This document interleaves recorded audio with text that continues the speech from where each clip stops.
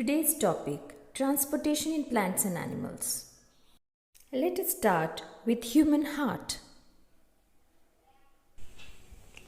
Today we are going to read about human heart. The human heart is a muscular structure which comprises of 4 chambers. In case of vertebrates, the human heart is variously chambered. If you see a fish, fish has 2-chambered heart.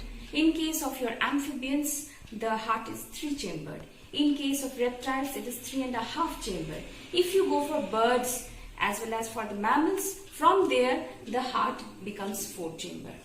The human heart is the size of a fist. If you just close your hands, the size which it will become, that is the size of the human heart. It is slightly tilted towards the left side of our thoracic cavity. It is resting on our diaphragm and it is slightly tilted towards the left. That is why if you put a stethoscope, you will feel the heartbeat towards the left hand side. But there are some rare cases also in whom the heart is slightly tilted towards the right, but we are not going for that. Now let us see the working of the heart or the various chambers of the heart. Now this one is called the right atrium. This is called the right ventricle. Now the right side, you can see that I have drawn with blue color marker pen. The reason is because it indicates it has the deoxygenated blood in it. The 2 major veins of our body, superior vena cava and inferior vena cava, brings the deoxygenated blood to the right atrium. Now there is a partition between the right hand side and the left hand side of the heart by a septum. Now this septum is a continuous septum. Now this septum is between the atrium also, it is between the ventricle also. But the right side between the atrium and the ventricles, there is a gap. Now this gap is controlled by that of a valve. Now this valve can open only in one direction, and the one which is present towards the right hand side of our heart, that is called as your tricuspid valve. Whereas if you look towards the left atrium, I have drawn with red color, it indicates the oxygenated blood, and here also you can see that the left atrium and the left ventricle is separated by means of a valve which is called as your bicuspid valve. Now when the blood falls into the right atrium, there is a systole. That systole means contraction. So when the right atrium contracts, as a result pressure increases. Because of that pressure, this valve opens. Now when this valve opens, the deoxygenated blood falls into the right ventricle, and once the pressure falls because of falling here, now here the right portion of the heart, it comes to a relaxation portion which is called as your diastole. Now the right ventricle next pumps the blood, and because of the pumping of the blood and this door getting closed, the blood now from the right ventricle goes by means of the pulmonary artery to the 2 lungs for oxygenation purpose. After oxygenation by means of pulmonary vein, the oxygenated blood comes and falls into the left atrium. The left atrium also, when contraction takes place, as a result of it, the blood is pumped into the left ventricle. Now when it comes to the left ventricle, blood pressure falls over here, the door gets closed. So left ventricle now pumps, it is in systolic condition. So when it pumps, then the blood is carried by means of another artery, the major artery of our body, that is called as your aortic artery. And this is the aorta, which is the largest artery, which sends the blood, oxygenated blood, to all the parts of our body where it is getting utilized for the oxidation of food substances. Now here you can see one thing, that the right ventricle and the left ventricle, the wall is thicker. But the right hand side, the ventricular wall is less thicker compared to that of the left ventricle. The reason is because right ventricle has to pump the blood only to the lungs for oxygenation. Whereas if you see the left ventricle, it has to pump to the blood to all the parts of the body. That is the reason why left ventricular wall is much more thicker. And this one is called pulmonary artery, but it carries the deoxygenated blood. And there is a basic difference between the artery and the vein. I have drawn here, that is the TS. This is a diagrammatic representation of the artery as well as that of the vein. Here you can see that the artery has 3 layers: tunica externa, tunica media, and tunica intima, or interna also it is known as. And the lumen here you can see, in case of artery the lumen is narrow, whereas in case of vein the lumen is broader. And if you see the 3 layers here, the 3 layers are thinner compared to that of the artery. So same way, if you do a dissection of this pulmonary artery, the same kind of constitution of the arrangement of the cells you will find it in the artery. And one more characteristic of artery is that artery always carry blood away from heart. So pulmonary artery is carrying the blood away from heart, although it is deoxygenated, but yet it will be called as your artery. And now see the pulmonary vein. Now pulmonary vein, if you do the internal section, you will find that the veins constituents are present over here. And it is vein. Why it is vein? Because vein brings back the blood to the heart. So when something brings back the blood to the heart, it is called a vein. And when something takes or carries away the blood from the heart, it is called the artery. So sometimes question can come that why pulmonary artery is called an artery, but still it is carrying a deoxygenated blood, because we know that artery carries oxygenated blood in the body. The reason is because pulmonary artery is taking away the blood from the heart for the oxygenation purpose. So it is carrying away, so that is why it is an artery. And pulmonary vein is carrying always deoxygenated blood, but this is an exception. Why? Because veins work is to bring back the blood. So since it is bringing back the blood, that is why it is named as your vein. So this is how the working of the heart takes place in case of human beings. Now here these two diagrams I have drawn here, but it is not present in your text. The reason to draw this is that this is called an SA node. This is called as your SA node, and this is called as your AV node. Now human heart is actually myogenic. That means the action potential or the working of the heart is not under the neural regulation.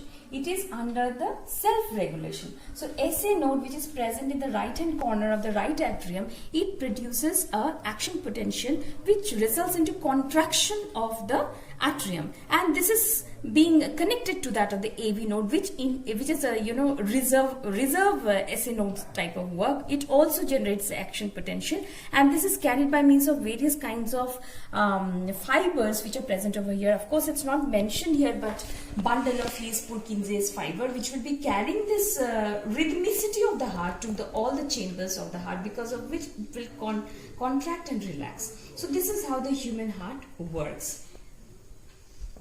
As the left and the right side of the human heart is separated, such a separation allows a highly efficient supply of oxygen to the body, which is useful for the higher organisms like birds and the mammals for getting the use of energy to maintain their body temperature. In case of animals which do not need much energy for this purpose, the body temperature depends upon the temperature of the environment. Through the human heart, 2 times the blood gets circulated. 1 time towards the lungs and bringing back to the heart, which is called as your pulmonary circulation, and the next time from the heart the oxygenated blood going to all the body parts, that is the cells, and again the deoxygenated blood reaching to the heart for further oxygenation, which is called as your systemic circulation. So since 2 times the blood goes through the heart, so this is called double circulation in heart. Transportation in human beings would not be complete if we do not study about the 3 kinds of blood vessels associated with the circulatory system. This one is the TS of artery, and this is the TS of vein, and this is the TS of a capillary. Now if you go closer, this is a diagrammatic representation, not a cellular representation. If you go closer, the 2 blood vessels, that is your artery and your vein, both of them, they are having 3 layers. The outermost layer is called as your tunica externa, followed by tunica media, and then is your tunica intima. Now these 3 layers are common in both arteries as well as vein. But if you see it closely, you will find that the artery, the 3 layers are quite thicker compared to that of the veins, because in the artery the blood forcefully passes throughout the body for getting oxygenated. But the vein, you can see one thing, that here the vein, the lumen is quite broader compared to that of the artery, because in the vein the blood is not under the direct influence of the heart, so the blood flows slowly. But there is one more basic difference between this artery and the vein, is that inside this lumen there are valves, which is absent in case of artery. Valves in the vein prevents the backflow of the blood, whereas artery do not need to be the blood does not need to be backflowed. That is why the arteries do not have the valves in them. So to check the deoxygenated blood getting back, the veins are provided with valves, whereas the arteries do not have any valves in them. Now, when these veins or the arteries, they branch, they form the arterioles and venules. The venules and the arterioles are connected by means of this small tube, which is a single layered tube, and this tube's external layer is called as your endothelium, and the lumen you can see so small it is that only one RBC at a time can go through it. Now this is what is called as your capillary. The capillary is the place where the exchange of the materials takes place, that is the food or the oxygen, and then again that is your carbon dioxide rich blood and the nitrogenous waste can be returned back to the vein, and it can be again put into the circulation for that is getting rid of the carbon dioxide or going further for getting detoxificated from the blood. The next thing to study is about the blood pressure. Blood pressure is the force that the blood exerts against the wall of a vessel, and as we know that the arteries are always deep-seated and the veins are superficial, and the flow of the blood in the arteries will give the correct blood pressure. So in our body there are some locations in which the arteries are superficial. Such locations includes the brachial artery in our arm and the radial artery in our wrist, where you can get the pulse. So pulse is also 70 to 72 times, and the heartbeat is also 70 to 72 times in case of human beings. Now blood pressure, the pressure of the blood inside the artery during the ventricular systole, that means the ventricles when they contract during that time, it's called the systolic pressure, which is 120 mm of Hg, while when the ventricular diastole takes place, that means when the ventricular wall relaxes, that time the diastolic pressure is 80 millimeter of Hg.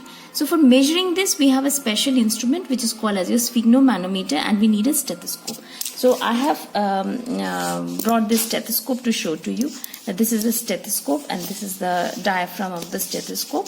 You can see it closely, which has to be put into the arm for getting to know about the blood pressure. And this one is your sphygmomanometer. This is the rubber cuff which you have to actually put into your arm, and this one is the you can see here the markings. That means at first when you will be this is where is that? Okay, let me show it.